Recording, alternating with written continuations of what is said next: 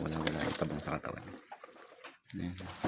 Napansin ko itong isang to, may tahong sa mata, pangit. Kaya ayusin natin.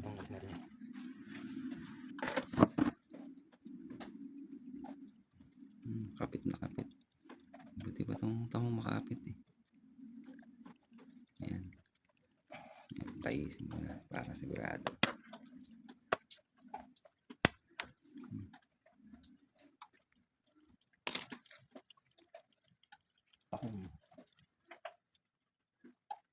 May naiwan po isa.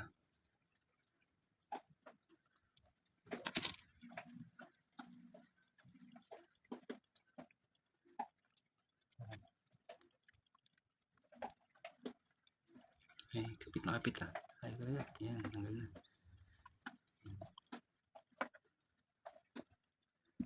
Yan.